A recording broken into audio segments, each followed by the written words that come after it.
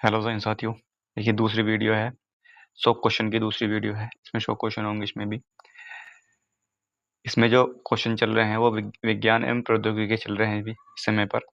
ये जो पहला है विज्ञान एवं प्रौद्योगिकी, इसके क्वेश्चन पूरे करके फिर हम इनके क्वेश्चन पूरे करेंगे। इन्हीं क्वेश्चन यानी ये टॉपिक जो है 5 टॉपिक से 65 नंबर बनेंगे। 65 नंबर बनेंगे 100 में से इन्हीं टॉपिक पे से। ठीक है, 65 नंबर इन्हीं टॉपिक से बनेंगे। पहला क्वेश्चन देखते हैं। पहला क्वेश्चन ये है कि द्वि अनुपयोगी प्रौद्योगिकी यानी कि डबल यूज टेक्नोलॉजी, इससे क्या तात्पर्य है? इससे तात्पर्य क्या है? डबल यूज टेक्नोलॉजी से मतलब ऐसा ही निकल के आ रहा है कि जो नागरिक और सैन्य दोनों उद्देश्यों के लिए प्रयोग की जाती है। याद रखना, नागरिक और सैन्य दोनों के लिए। अगला क्वेश्चन ये है कि निम्न में से कौन सी तकनीक द्वि अनुपयोगी नहीं मानी जाती? परमाणु ऊर्जा मानी जाती है, जैव प्रौद्योगिकी, रॉकेट प्रणोदन, साधारण बिजली का बल्ब। ये नागरिक उद्देश्य के लिए तो है, लेकिन ये जैसा इसमें बोला गया है इस वाले में नागरिक और सैन्य दोनों उद्देश्य के लिए, तो ये सैन्य उद्देश्य के लिए नहीं यूज किया जा सकता साधारण बल्ब को। तो इसलिए ये नहीं हो जाएगा। ऑप्शन नंबर डी इसका करेक्ट आंसर हो जाएगा। अब इस तरह के कुछ क्वेश्चन है, लगभग इसमें 13-14 क्वेश्चन है, तो ये आसान क्वेश्चन है, इनको हम देख करके भी लगा सकते हैं, लेकिन ये इंपॉर्टेंट है नहीं। ठीक है, तो हम यहाँ से शुरू करते हैं इसके क्वेश्चन नंबर 15 से। ठीक है, क्वेश्चन नंबर 115 से यहाँ से इंपॉर्टेंट क्वेश्चन है कि भारत में अंतरिक्ष कार्यक्रम की शुरुआत कब किस वर्ष की गई थी? तो इसमें अंतरिक्ष कार्यक्रम की, जैसे इसमें 1969 है तो 1969 पे लगा देंगे कुछ बच्चे, क्योंकि 1969 में बहुत से बच्चों ने याद किया होगी 15 अगस्त 1969 को इसरो की स्थापना की गई थी। ठीक है, तो ऐसा नहीं है, ये इससे पहले 1962 में है। ऑप्शन नंबर 20 का करेक्ट आंसर होगा। 1962 में जो था विक्रम साराभाई की अध्यक्षता में, ठीक है, इनकी अध्यक्षता में एक समिति बनाई गई थी जिसको कहा जाता है भारतीय राष्ट्रीय अंतरिक्ष अनुसंधान समिति। ठीक है, इसको इन कोसपर भी कहते हैं इसको। ठीक है, इनकोसपार भी कहा जाता है इसको। ठीक है, इसको 62 नाम दिया जाता है, इनकोसपार 62।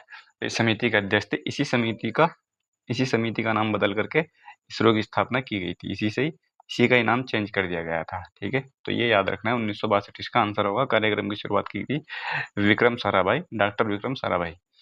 अगला क्वेश्चन ये है कि भारतीय अंतरिक्ष अनुसंधान संगठन की स्थापना जैसे इसमें दिया हुआ है, तो ऑप्शन नंबर इसका करेक्ट आंसर हो जाएगा, जैसे मैंने इसमें बता दिया, 15 अगस्त 1969 को। ठीक है, 15 अगस्त 1969 को स्थापना हुई थी।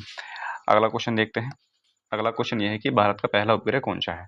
तो भारत का पहला उपग्रह कौन सा हो जाएगा? तो आर्यभट्ट है। ठीक है, आर्यभट्ट। और इसको लॉन्च कब किया गया था? लॉन्च किया गया था 19 अप्रैल को। 19 अप्रैल, और ये था 1975 को। ठीक है, 19 अप्रैल 1975 को इसको लॉन्च किया गया था। और किस रॉकेट से लॉन्च किया गया था ये भी पूछा जाता है इसमें, तो कॉस्मोस हो जाएगा। कॉस्मोस, ये था रूस का। ठीक है, रूस का था ये, सोवियत संघ का। तो कॉस्मोस 3M ये पूरा नाम है इसका, कॉस्मोस 3M। इस रॉकेट से इसको लॉन्च किया गया था। अगला क्वेश्चन ये है कि चंद्रयान फर्स्ट मिशन का मुख्य उद्देश्य क्या था? तो जो चंद्रयान फर्स्ट मिशन था, तो ये था कब का? पहले ये भी पता होना चाहिए, 2008 का है ये। ठीक है, 2008। ठीक है, ये 14 जुलाई। ठीक है, 14 जुलाई 2008 में इसको लॉन्च किया गया था, चंद्रयान फर्स्ट मिशन को। और इसका जो मुख्य उद्देश्य था, तो पानी की खोज करना तो था ही, लेकिन मुख्य उद्देश्य में जो माना जाता है वो ये माना जाता है, चंद्रमा की सतह का मानचित्रण करना। ठीक है, ऑप्शन नंबर 20 का करेक्ट आंसर होगा। अगला क्वेश्चन यहाँ पर यह है कि मंगलयान किस वर्ष लॉन्च हुआ था? तो मंगलयान लॉन्च हुआ था 2013 में। ठीक है, 2013 में 5 नवंबर का दिन था। 5 नवंबर भी याद रख लेंगे। 5 नवंबर 2013 को मंगलयान को लॉन्च किया गया था। और रॉकेट कौन सा था इसको लॉन्च करने के लिए? यही पूछा जाता है, पीएसएलवी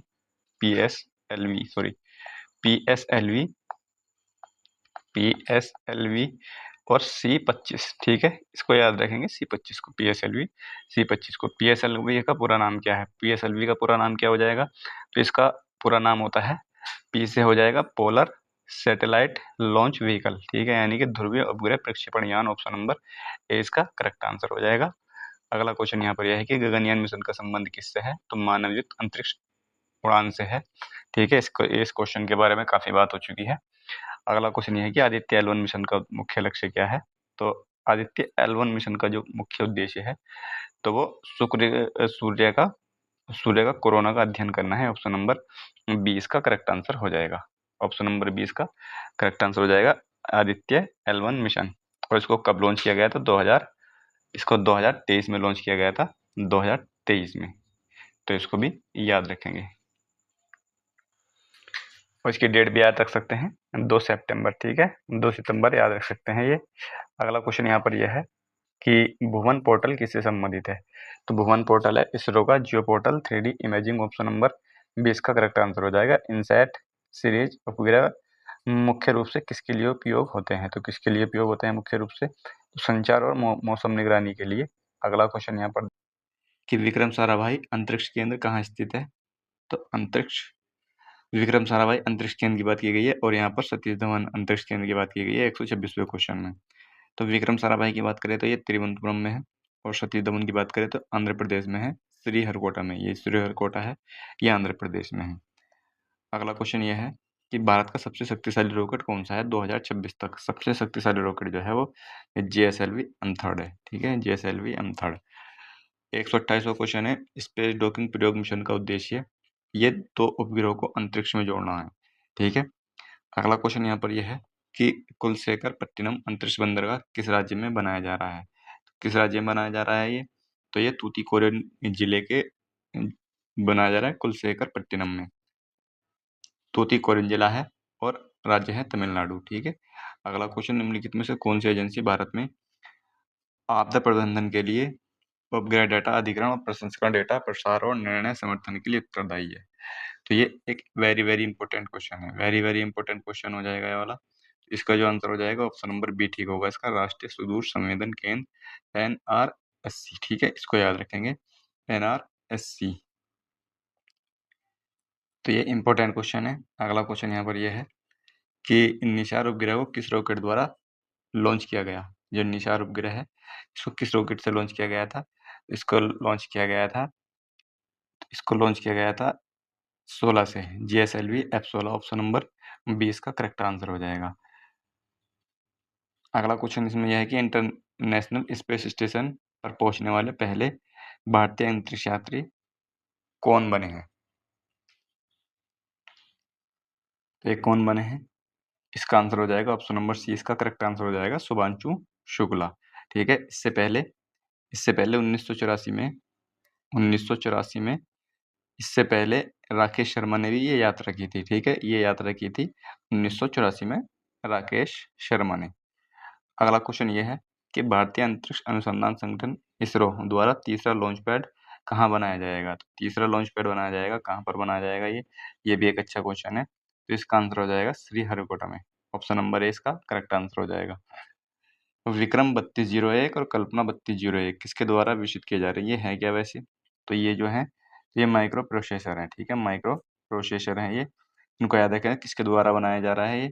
इसरो और SCL। ऑप्शन नंबर 20 का करेक्ट आंसर हो जाएगा इसरो द्वारा, ठीक है। और एक SCL ये सेमी कंडक्टर प्रयोगशाला है, SCL ये चंडीगढ़ में स्थित है, SCL, तो इसके द्वारा बनाया जा रहा है, सेमी कंडक्टर है ये। अगला क्वेश्चन यहाँ पर यह है 16 इसका DEX का अर्थ क्या है? तो space time depending talking experiment. Option number ए इसका करेक्ट आंसर हो जाएगा, ये इसका आंसर हो जाएगा ऑप्शन नंबर ए। राष्ट्रीय सुदूर संवेदन केंद्र NRC कहाँ स्थित है? तो ये भी क्वेश्चन आया था, तो ये कहाँ पर स्थित है? ये भी अच्छा क्वेश्चन हो जाएगा वैसे, ठीक है। तो ये क्वेश्चन है ये हैदराबाद में है, ऑप्शन नंबर 20 का करेक्ट आंसर हो जाएगा, हैदराबाद में स्थित है ये।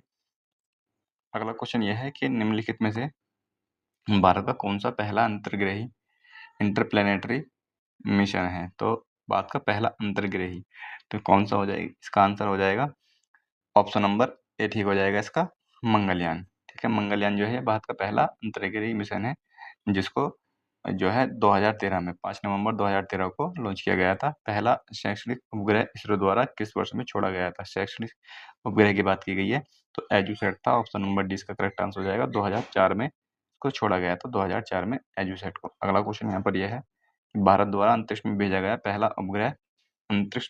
पहला उपग्रह कौन सा है? तो आर्यभट्ट है, आर्यभट्ट 19 अप्रैल 1975 को भेजा गया था, ठीक है। भारतीय अंतरिक्ष कार्यक्रम के जनक के रूप में कौन विख्यात है? तो अंतरिक्ष कार्यक्रम के जनक के रूप में डॉक्टर विक्रम साराभाई हैं, ऑप्शन नंबर बी इसका करेक्ट आंसर हो जाएगा, डॉक्टर विक्रम साराभाई। अगला क्वेश्चन यह है कि निम्नलिखित में से किस दिन को भारत में राष्ट्रीय अंतरिक्ष दिवस घोषित किया गया, तो ये 23 अगस्त को क्यों किया गया था? क्योंकि जो चंद्रयान थर्ड है, जो थर्ड था, तो ये 23 अगस्त 2023 को इसने लैंड किया था। ठीक है, चंद्रमा पर लैंड किया था, दक्षिणी ध्रुव पर।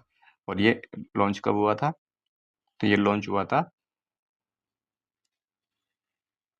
तो ये जुलाई 2023 में हुआ था, एक महीने पहले ही लॉन्च हुआ था। इसकी डेट बताएंगे, कई बार मैंने क्वेश्चन बताया है, इसकी डेट बताएंगे जुलाई की, किस डेट में इसको लॉन्च किया गया था। जीपीएस प्रणाली का मुख्य कार्य क्या है? तो जीपीएस प्रणाली का मुख्य कार्य, जीपीएस की फुल फॉर्म हो जाएगी ग्लोबल पोजिशनिंग सिस्टम। ठीक है, तो इसकी ऑप्शन नंबर 20 का करेक्ट आंसर हो जाएगा, नेविगेशन और स्थिति का पता लगाना। अगला क्वेश्चन यहाँ पर यह है कि निम्न में से कौन सा इसरो द्वारा लॉन्च किया गया अंतरिक्ष मिशन नहीं है? तो चंद्रयान भी है, मंगलयान भी है, L1 भी है, और ये जो है अंतरिक्ष शटल कार्यक्रम, स्पेस शटल, तो ये नासा का कार्यक्रम है। ठीक है, जो यूएसए की स्पेस एजेंसी है, इसके द्वारा ये लॉन्च किया गया था, इसके द्वारा ये लॉन्च किया गया था। अगला क्वेश्चन यहाँ पर यह है, चंद्रयान थर्ड मिशन को लॉन्च करने के लिए इसरो का संक्रियात्मक हैवी लिफ्ट लॉन्च वाहन कौन सा है? यानी कि किसके द्वारा लॉन्च किया गया था? रॉकेट के द्वारा। तो LV-M3 M के M4 हो जाएगा, ऑप्शन नंबर सी इसका करेक्ट आंसर हो जाएगा। इसको GSLV M3 भी कहते हैं इसको। ठीक है, अगला क्वेश्चन यहाँ पर यह है कि भारत की पहली सौर वेधशाला ने सूर्य पृथ्वी के गंतव्य बिंदु L1 की यात्रा कब आरंभ की थी? तो ये कब आरंभ की थी? 2 सितंबर 2023 को, यानी कि आदित्य L1 मिशन, यही वो डेट है, 2 सितंबर 2023। विक्रम साराभाई स्पेस सेंटर कहाँ स्थित है? तो विक्रम साराभाई कहाँ पर है? मैंने ये बताया था, विक्रम साराभाई कहाँ पर स्थित हो जाएगा भाई, बताएंगे? अभी क्वेश्चन आया था ये, तो विक्रम साराभाई तो त्रिवेंद्रपुरम में है, और श्रीहरिकोटा में क्या है? श्रीहरिकोटा में इसमें है सतीश धवन। ठीक है, और बेंगलुरु में नासा इसरो का मुख्यालय है। अगला क्वेश्चन ये है कि वह कृत्रिम उपग्रह जिसे उसी स्थान से अवलोकन करने पर उसे निश्चित स्थिति फिक्स पोजीशन में देखा जाता है, तो भू स्थैतिक उपग्रह हो जाएगा इसका, ऑप्शन नंबर है। इंपॉर्टेंट क्वेश्चन है ये, इंपॉर्टेंट क्वेश्चन। चंद्रमा की सतह पर चलने वाला पहला मानव कौन था? तो कौन था? Neil Armstrong. ठीक है, ऑप्शन नंबर सी इसका करेक्ट आंसर हो जाएगा, नील आर्मस्ट्रॉन्ग। अगला क्वेश्चन यहाँ पर यह है, भारतीय अंतरिक्ष विज्ञान, इसकी डेट भी याद रखेंगे बच्चे, इनकी डेट हो जाएगी इसकी 1969। ठीक है, 1969, ये थोड़ा पेन गड़बड़ हो रहा है इसमें, तो 1969 इसकी डेट याद रखेंगे। अगला क्वेश्चन यहाँ पर यह था कि भारतीय अंतरिक्ष विज्ञान और प्रौद्योगिकी संस्थान IIST 2007 में कहाँ स्थापित किया गया था? तो कहाँ स्थापित किया गया था? तिरुवनंतपुरम में, ऑप्शन नंबर सी इसका करेक्ट आंसर हो जाएगा। अगला क्वेश्चन ये है कि अगर किसी वस्तु को 11.2 किलोमीटर पर सेकंड के अधिक वेग से पृथ्वी से ऊपर की ओर फेंका जाता है, तो पलायन कर जाएगी वो, यानी कि अंतरिक्ष में चली जाएगी, ऑप्शन नंबर सी इसका करेक्ट आंसर हो जाएगा। पृथ्वी का पलायन वेग जो है वो 11.2 किलोमीटर पर सेकंड होता है।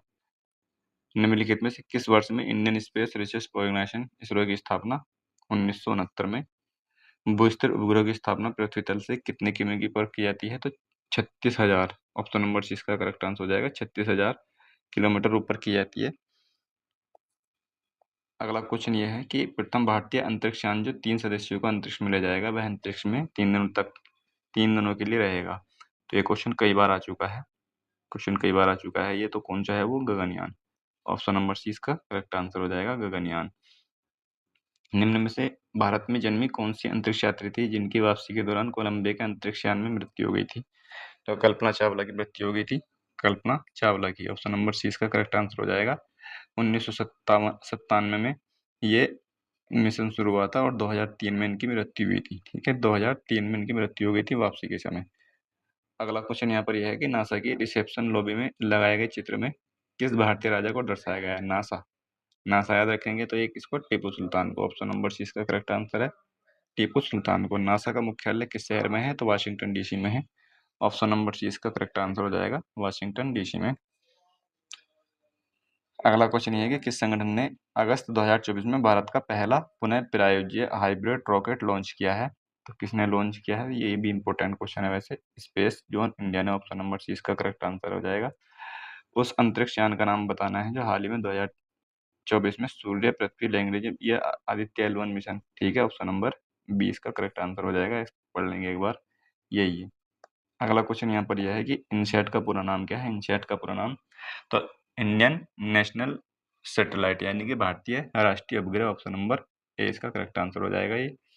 अगला क्वेश्चन ये है कि निम्न में से कौन सा संचार उपग्रहों द्वारा उपयोग की जाने वाली कक्षा का एक प्रकार है जो उन्हें पृथ्वी की सतह के सापेक्ष एक निश्चित स्थिति में रहने की अनुमति देता है। तो ये क्वेश्चन अभी भी बिल्कुल आया था ये क्वेश्चन, ठीक है। तो क्या आंसर हो जाएगा, भूस्थितिक कक्षा, अभी जस्ट आया था ये क्वेश्चन। अगला क्वेश्चन ये है कि चंद्रयान 3 मिशन के रोवर को क्या कहा जाता है। रोवर को प्रज्ञान कहा जाता है, ठीक है, और लैंडर को विक्रम कहा जाता है, ठीक है। तो इसका आंसर सी करेक्ट आंसर हो जाएगा। मानव को अंतरिक्ष में भेजने के भारत के महत्वाकांक्षी मिशन का नाम क्या है। अंतरिक्ष में भेजने के महत्वाकांक्षी मिशन का मानव को भेजा जाएगा तो ये गगनयान है। एक तो क्वेश्चन कई बार बन चुका है। अगला क्वेश्चन यहाँ पर यह है, अगला क्वेश्चन यह है कि इसरो के किस मिशन ने चंद्रमा पर पानी की बर्फ की खोज की थी। चंद्रयान फर्स्ट ने की थी, ठीक है। चंद्रयान फर्स्ट ने इसको कब लॉन्च किया गया था, 2008 में, ठीक है। डेट याद रखेंगे, 2008 में। अगला क्वेश्चन है इसमें कि चंद्रयान 3 के लैंडर ने चंद्रमा के दक्षिण ध्रुव के निकट किस तारीख को लैंड किया था। तो ये 23 अगस्त 2023 को, ठीक है, और 14 जुलाई 2023 को इसको लॉन्च किया गया था। अगला क्वेश्चन यहाँ पर यह है, और जिस स्थान पर लॉन्च हुआ था, लैंड हुआ था ये, तो उसको शिव शक्ति पॉइंट कहा जाता है।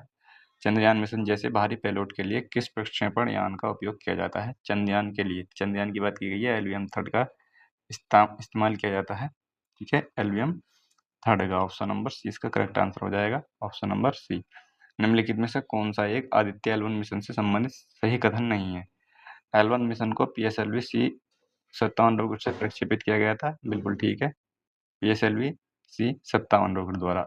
आदित्य L1 इसरो का पहला खगोल विज्ञान वेधशाला श्रेणी का मिशन है, पहला तो नहीं है ये, तो गलत हो जाएगा। अंतरिक्ष यान को सूर्य पृथ्वी प्रणाली के लैग्रेंज बिंदु के चारों ओर एक प्रभामंडल कक्षा में स्थापित करने की योजना है, ठीक है, बिल्कुल। अंतरिक्ष यान कुल 7 पेलोड स्थापित किए गए हैं, बिल्कुल ठीक है। तो इसका आंसर जो हो जाएगा, तो ऑप्शन नंबर 20 का करेक्ट आंसर हो जाएगा ये वाला। अगला क्वेश्चन ये है कि चंद्रयान 3 के प्रक्षेपण में किस प्रक्षेपण यान का उपयोग किया गया था। चंद्रयान 3 की बात की गई है इसमें, तो GSLV कहा जाता है इसको, GSLV बोलते हैं, ठीक है, GSLV। तो ऑप्शन नंबर इसका करेक्ट आंसर हो जाएगा GSLV, ठीक है, GSLV MK 3। अगला क्वेश्चन यह है कि चंद्रमा की सतह पर जिस जगह विक्रम लैंडर और रोवर प्रज्ञान उतरे थे उस स्थान को क्या कहा जाता है। शिव शक्ति पॉइंट कहा जाता है, ऑप्शन नंबर ए इसका करेक्ट आंसर हो जाएगा। क्वेश्चन नंबर 169, संचार उपग्रह के लिए सामान्यतः उपयोग में ली जाने वाली कक्षा होती है। संचार उपग्रह के लिए सामान्यतः उपयोग में ली जाने वाली भूतुल्य काली कक्षा होती है, ऑप्शन नंबर सी इसका करेक्ट आंसर हो जाएगा, ऑप्शन नंबर सी।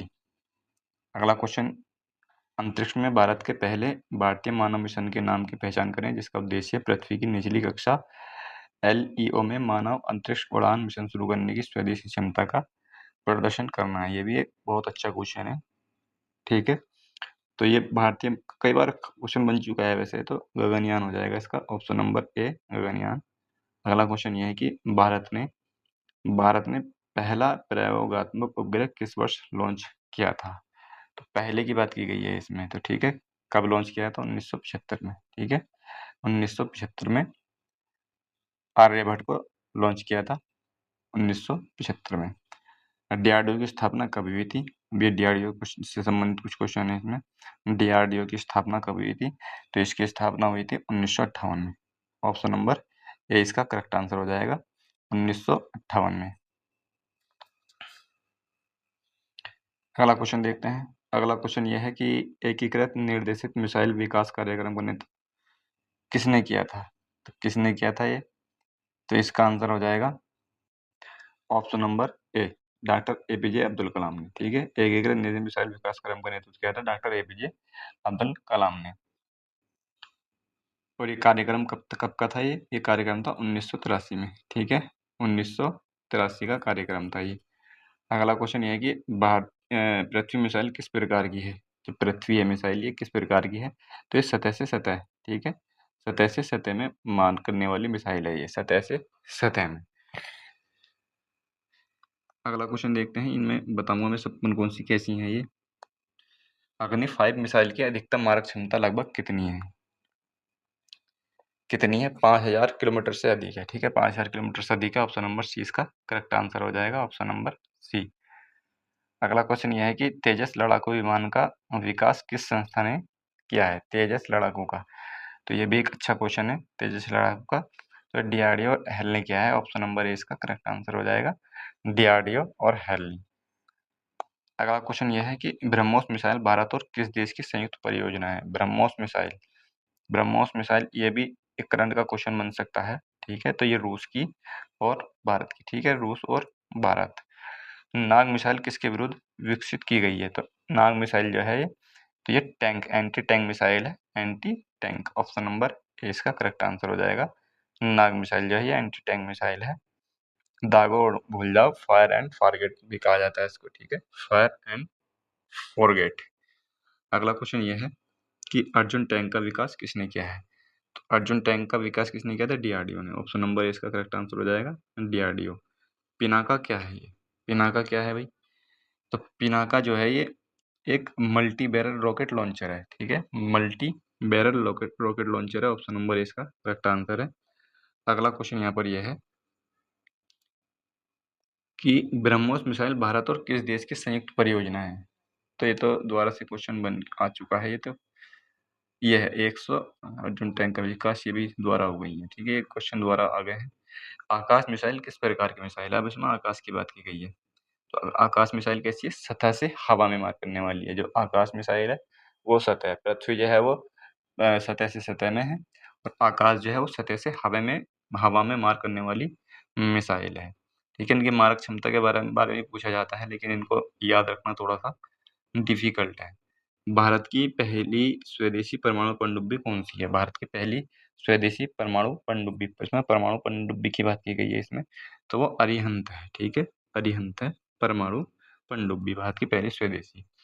अगला क्वेश्चन यहाँ पर यह है कि त्रिशूल मिसाइल का विकास आईजीएनडीपी के अंतर्गत किया गया था। यह किस प्रकार की मिसाइल है? त्रिशूल मिसाइल किस तरह की है?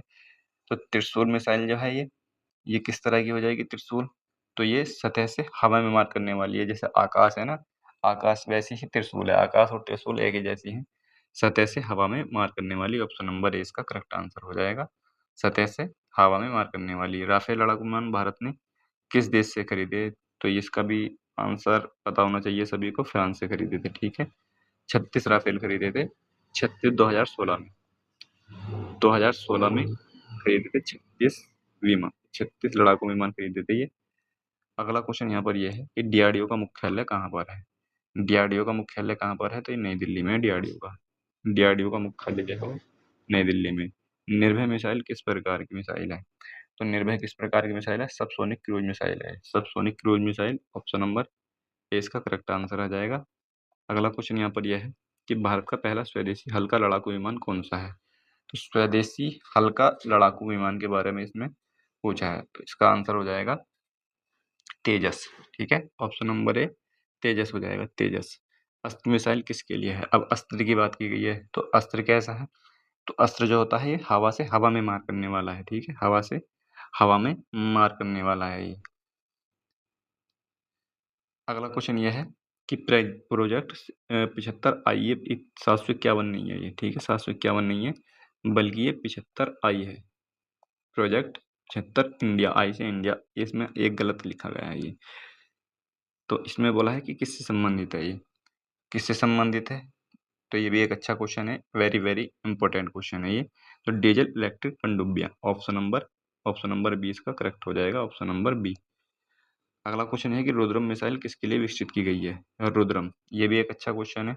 रुद्रम मिसाइल एंटी रेडिएशन, ठीक है, एंटी रेडिएशन हेतु प्रयोग विकसित की गई है ये। अगला क्वेश्चन यहाँ पर यह है कि S-400 मिसाइल सिस्टम भारत ने रूस, ठीक है, रूस, डीआरडीओ द्वारा विकसित MPATGM का पूर्ण नाम क्या है? तो man portable anti tank guided missile है ये। ठीक है, इसको नाम को पढ़ने से पता लग जाएगा कि है क्या। अगला क्वेश्चन यहाँ पर यह है कि विक्रांत भारत का क्या है? तो स्वदेशी एयरक्राफ्ट कैरियर है। ठीक है, स्वदेशी एयरक्राफ्ट कैरियर है, यानी कि ये जो है स्वदेशी विमान वाहक पोत है। ठीक है, अगला क्वेश्चन ये है कि भारत की मिसाइल प्रौद्योगिकी में फायर एंड फॉरगेट क्षमता वाली प्रमुख मिसाइल कौन सी है? तो मैंने भी इसको बताया था, फायर एंड फॉरगेट कौन सी है? नाग मिसाइल है। ठीक है, नाग एंटी टैंक मिसाइल है ये, दागो और भूल जाओ। मेक इन इंडिया के अंतर्गत रक्षा क्षेत्र में आत्मनिर्भरता का मुख्य उद्देश्य क्या है? आयात कम करना और स्वदेशी उत्पादन को बढ़ाना। बिल्कुल ठीक, पहला ही इसका ठीक हो जाएगा। ठीक है, पहला ही ऑप्शन इसका करेक्ट आंसर हो जाएगा। High mobility artillery rocket system का विकास किस देश द्वारा किया गया है? ये भी एक अच्छा क्वेश्चन है। तो ये किसके द्वारा किया गया है? तो ये अमेरिका के द्वारा। ठीक है, ऑप्शन नंबर सी इसका करेक्ट आंसर हो जाएगा। अगला क्वेश्चन है कि हैमर मिसाइल किस प्रकार की मिसाइल है? अब हैमर के बारे में भी पूछ लिया गया है, हैमर किस प्रकार की मिसाइल है? तो ये मध्यम दूरी की हवा से सतह में मार करने वाली गाइडेड मिसाइल है। Option number C. ठीक है, ऑप्शन नंबर सी इसका करेक्ट आंसर हो जाएगा। अगला क्वेश्चन ये है कि निम्नलिखित कथनों पर विचार करना है।